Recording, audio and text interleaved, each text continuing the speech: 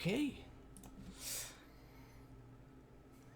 Prompt, as always, guys. Thank you for joining us here on Sports Around the Bar, your weekly sports talk show. I said I was going to stop saying that because we're on like 5 times a week now.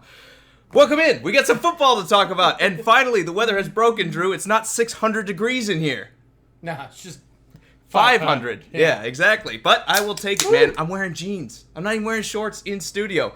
That's how you know the summer's over. Did you wash them while they were sitting? No, I haven't washed them since last year. You just pick them up off the floor, they're ready to go.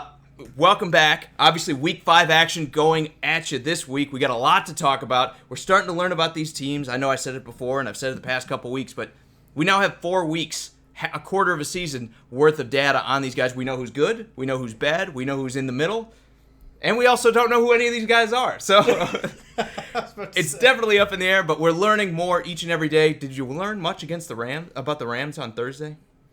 Yeah, they know how to lose in a blowout. They know how to lose in a close one, and they just seem to have problems consistently to learn how to get a W. And to be honest with you, it all started in last year's Super Bowl. Devin says, sports, man. I'm glad you're in here and enjoying us. We are talking sports tonight. You missed our religion and politics podcast, which is coming up shortly after Sports Around. We're kidding. Yeah, we're talking sports today. All football. Dude, I was down. You were ready? Let's talk about what the Pope has to do with American politics. No, we're not going to talk about that. What we are going to talk about is the Seahawks and Rams here. Will, good to see you, man. He's rooting for the Bucs. They had a big win last week, blew out the Rams. This week, a lot closer. Does that mean the Bucs are a good team? Does that mean the Bucs are better than we thought they were? Does it mean the Seahawks aren't as good? Or could that have been a bad day for the Rams? What was your takeaway from that game versus this game for the Rams, Drew? Oh, man. I really enjoyed the game. It was a great game last night. I really enjoyed watching Russell Wilson play. I think anytime I get an opportunity to watch that young man play, it's really enjoyable. There's no doubt about it. And as you all know, my man crush Tyler Lockett. He had one of the I was going to bring him up if you didn't. He had one of the best catches that I have seen in a really long time. Definitely one of the better ones this year. Like I've been saying before, this Seahawks team is dangerous when they allow Russell Wilson to start throwing the ball. I think he only missed like 6 passes, threw for almost 300 yards or was 268, 4 touchdowns. 4 touchdowns. Pretty good day, dude. It's really good. I've been drinking all day, and I'm trying to remember the stats as best I can. I don't have it written down in front of me. I got you. No, I mean, you're absolutely right. Great day, but again, they got the job done with Russell Wilson, star quarterback, only throwing the ball 23 times. How many other star quarterbacks go into a week saying if we throw 20 times with him, we're in good shape? There's not a whole lot of teams. I mean, Jared Goff threw 60 sometimes last week, and I get you don't want to throw 60 times, right? But I mean, that's what it came down to. When was the last time Russell Wilson? Well, I take it back, 2 weeks ago. They haven't asked him to do it a lot this season. But don't ask him. Exactly, and that might just mean that they're a strong team. And this is the right way to believe in the identity. This is what believing in an identity and establishing the run and playing defense. That's what it looks like when it works. Yeah. What it looks like when it doesn't work is a lot sloppier or Titan football, if you prefer. Steven, I'm glad you could join us, man. He says the Rams have had that Super Bowl loss hangover. I know this well. The Raiders have had it for 17 years now. It definitely seems like it, man. This is still a really good team. I don't want to take anything away from the Rams. I'd say minus Marcus Peters, which I'm so glad they were willing to trade for him now. I didn't like it when it happened. I love it now. I feel like we should have got more than a 4th-round pick. Love it now. But to be honest, I think that defense is solid. I think Russell Wilson's just a better passer than these guys are defensively. Aaron Donald's a complete stud. Everyone knows that. And this offense, minus kind of just the fact that they were just kind of getting beat up. I mean, Brandon Cooks went down. I know Cooper Kupp got a little banged up with his knee. Even Woods got a little knocked around a little bit. And, of course, you got Gurley, who's just not getting the touches like he was before. Not Todd Gurley. Another 15 rush game. They say he's not on. No, I know, but they say he's not on a snap count, Drew. But come on, they are limiting his touches. You can't tell me he's not. He started the game. I think they had 8 plays and he touched it 6 times. Yeah, and then after that, they're like, "That's all for Todd Gurley. That's it. Put him back in the bubble wrap. We need him for the playoffs." No, I just wonder if Zierlein hit that kick at the end of the game. Are we talking about this a little bit differently? Are we talking about this game like the Rams overcame a great team and maybe they didn't utilize Russell Wilson enough? I mean, it happened to Pete Carroll in the Super Bowl when they didn't run with Marshawn Lynch, and now the guy gets killed by it every time you talk about Pete Carroll. Will we been talking about the same thing in this game if they wound up losing by that field goal at the end? Oh, they didn't throw enough with Russell Wilson. They didn't do this. They didn't do that. Right. Do you think the story changes with this game if the Rams make that 40-some yard kick, 42, 44, whatever it was? Does that change the way this kind of shakes out for you? Or is this just a great game between two good teams that could go either way any week? I think it's a great game between two division rivals. I do think there is a difference between statures of the team itself in the NFL. I don't think the Rams are anywhere near what the Seahawks are, but they just play each other too often where it's not going to be a blowout when they're both very talented. I just think the Seahawks are that much better of a team right now. Will says Russell Wilson is 25-5-1 on primetime games. There's no doubt about it. This guy loves the limelight. He was even telling some of the announcers before the game started that he loves actually playing from behind and playing close games because it puts more pressure on him.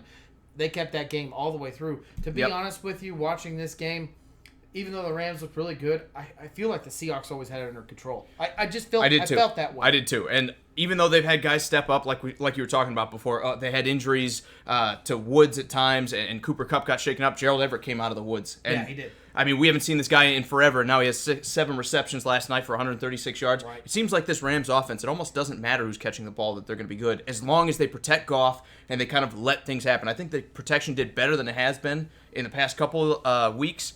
I think this offensive line is still what holds this team back. Because any good defense, not that the Seahawks aren't a good defense, but any good defense up front is going to go back there and frustrate them. I think that's why Todd Gurley's struggling more than just the injury. I think the offensive line has absolutely let him down. I think Jared Goff has kind of had to pay the price for that. He's getting hit more. He's under pressure more. I don't think the Rams go very far this year until we see significant improvement for that offensive line. Jonathan, good to see you, man. He says, go Eagles. He also says both teams are not good at, or I'm sorry, let me just say exactly said. They're both not at all that good. Do you believe this? I don't. I think these are two potential playoff teams. I think either one of these teams could be 4-1 right now. And the Rams, yes, they got kind of upset by Tampa Bay last week. Does that make Tampa a great team? No, it just makes it the NFL, right? They're all professionals. They're all guys that deserve to be there. Sometimes these margins are pretty narrow. I think they didn't bring it against Tampa Bay, and they didn't get the job done. Steven says, it will be interesting to see how the Rams finish this season. This division looks a lot stronger than expected. I agree with you, man. To be honest with you, I thought it was a two-horse race between these two teams. Didn't really see the 49ers bouncing into a season like this. Right. I still think there's still going to be a coming down to earth party for the 49ers, but no doubt about it, they're a lot better team. Well, it won't be a party, but they might come down to earth. Well, it'll be a party for the other division rivals. Exactly. And Sharif says he thinks we forgot the Monday Night Football game. When we do the week in advance, we don't do primetime. Those will be on the table, or on the bar, I should say, on Sunday's show right before the game starts. So we're not talking about the primetime games this week, so you're going to miss out on Colts-Chiefs. I know that breaks your heart.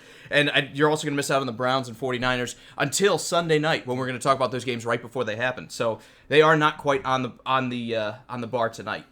Well, always wants to talk to Bucks. He says, fire them cannons. JPP coming back.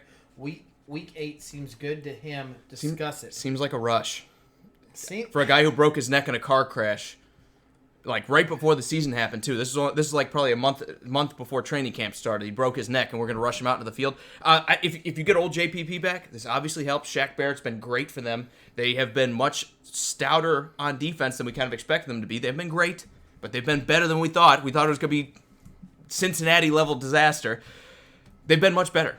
And I think bringing back a veteran like JPP who can make an impact, especially if he's not the focal point of the defensive line, I think that's only going to help the Buccaneers out. Does that turn you into a playoff team? If Drew Brees comes back, I'm going to say no. And if the Falcons get back on track, I'm going to say no. And if Kyle Allen turns out to be any good, I'm going to say no. If all those things go your way, maybe. Yeah. I'm still not in on the Buccaneers yet. I'm not. And I know this will be agree to disagree, Will. I'm not in on the Buccaneers. Are you there? No, I'm not in there either. Does JPP hurt the Bucs coming back? No, not at all. You get a veteran, a guy that knows how to play this game, it doesn't hurt.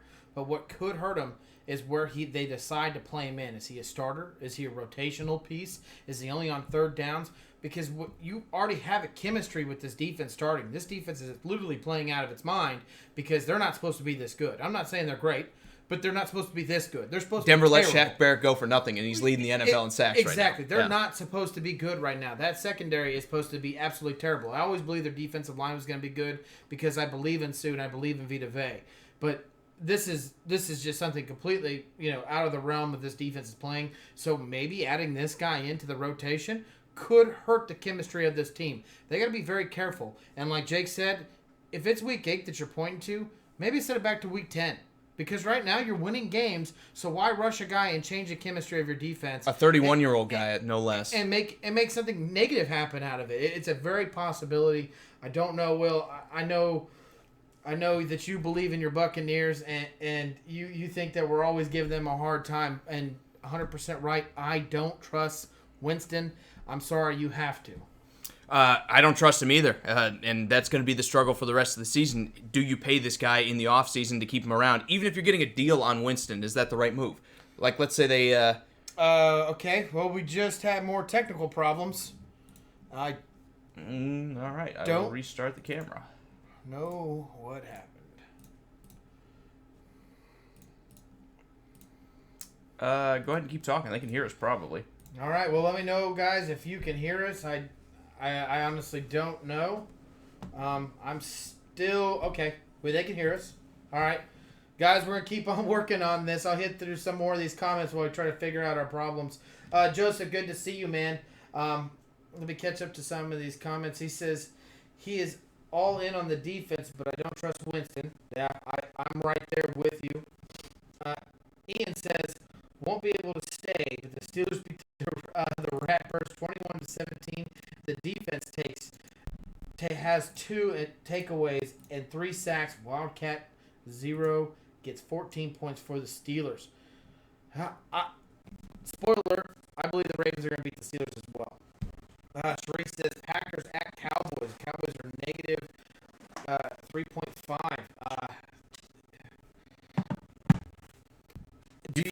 I am struggling because I'm going to take Cowboys 3.5.